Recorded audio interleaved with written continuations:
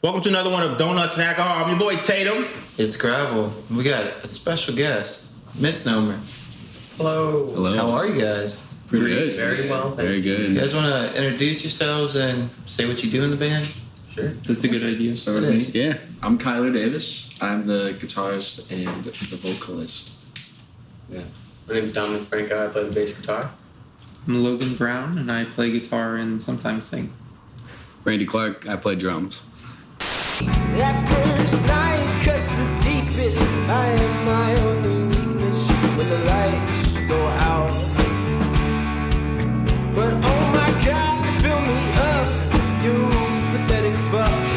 Just lay your head on that floor and cut the rug. Public access preacher on TV screen. I don't know who you are, but I know what you mean. And I don't want that bullshit you're selling me. Just please, up on my knees. Just sing me to sleep.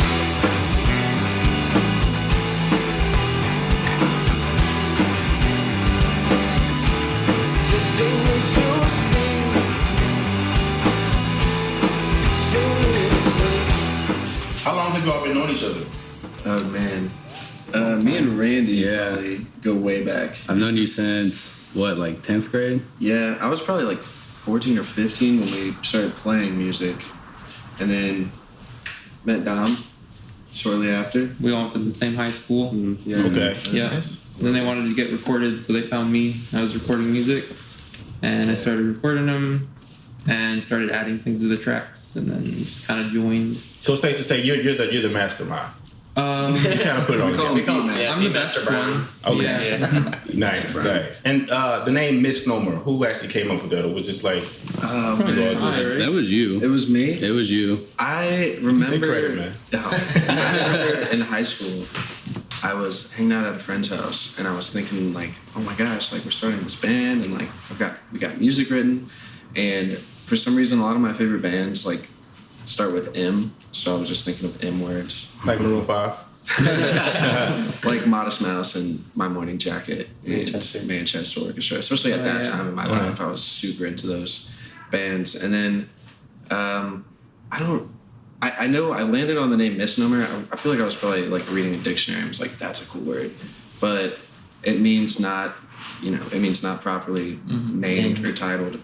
And I feel like when the band started growing and we Developed made the this sound. yeah, that's kind of how we go into it. Like we have so many different influences that when we get together, like we're all hyped on so many different things that we just try to make something that sounds good to all of us, like individually. Yeah, like I feel like every time people ask us, "Oh, where's your music like?" If they haven't heard it before, don't know who we are, and it's like it's such a difficult question to answer because I don't want to misrepresent our sound, and I feel like it's so varied. If you listen to our album, self-titled,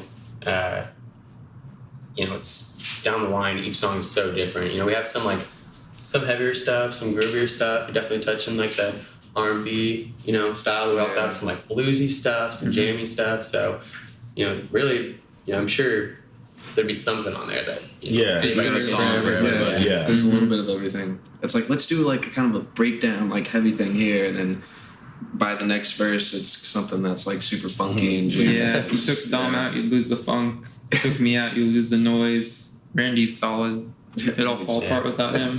Yeah, Randy's like the only, classically studied musician out of us.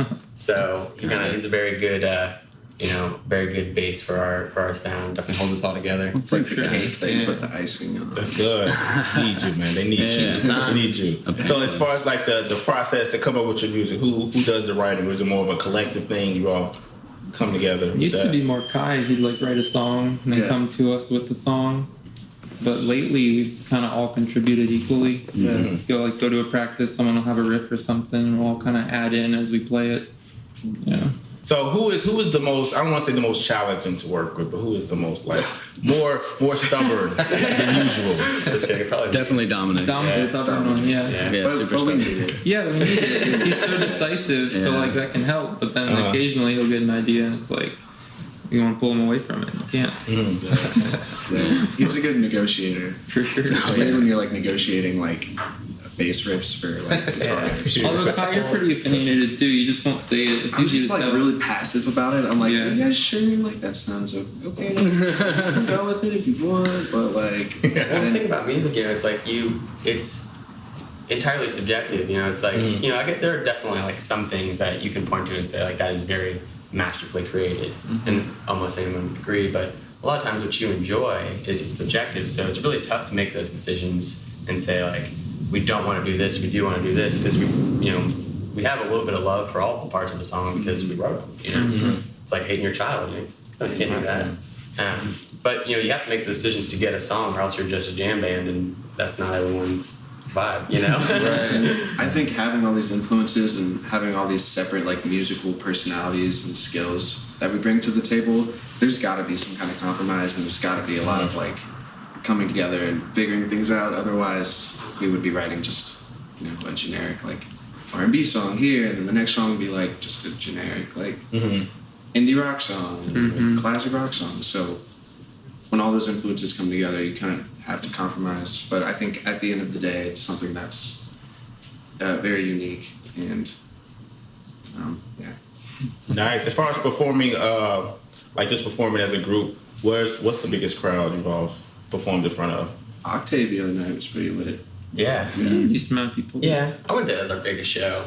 Not our biggest. But Our EP release, or our album release, and our music video release were some bangers. Like it was yesterday, so it's a smaller venue, but it was packed out like all the way back. And everybody, you usually have like some people closer to the stage that are like vibing, and people who are just kind of hanging out in the bar. But like everybody from like the front of the stage all the way back was like turned towards the stage and like with their hands up and cheering. That's amazing. That's great. we like the dive bar shows for sure. Like the smaller, it just feels more like you can just talk to everyone, see everyone.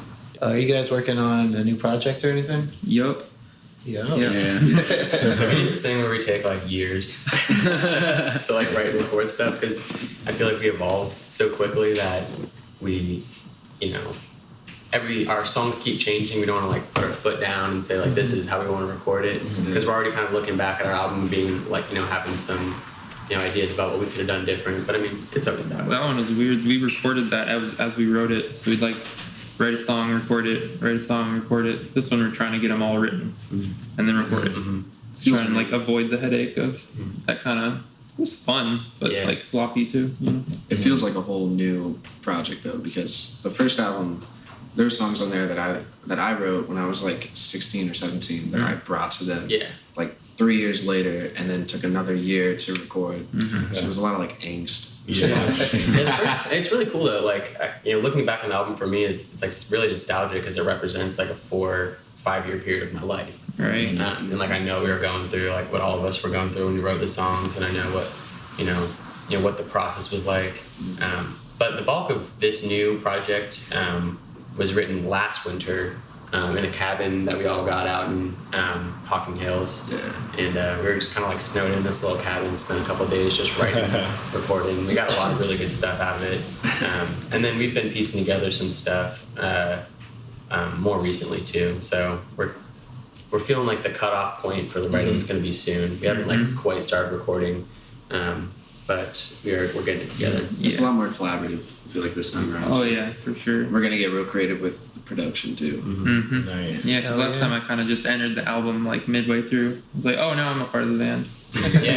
Really. At this point, I'm like starting out the album as a fully fledged member, so now I can really control them.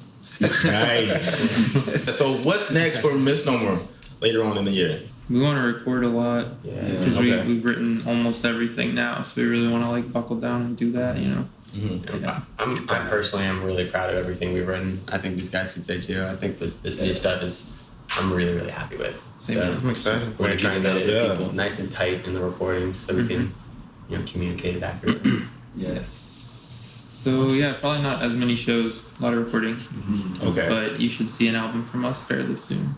Yeah, I appreciate you all for coming in. I'm gonna make a toast real quick. Everybody got something to drink. I see you got water, but we still gonna. It's actually pretty cool. We got something? To the future, let's rock today. Let's rock today. Hey guys. Got you. On that note, folks, drink more, live more, and eat more donuts. But do it responsibly. Have a good night, Cincinnati.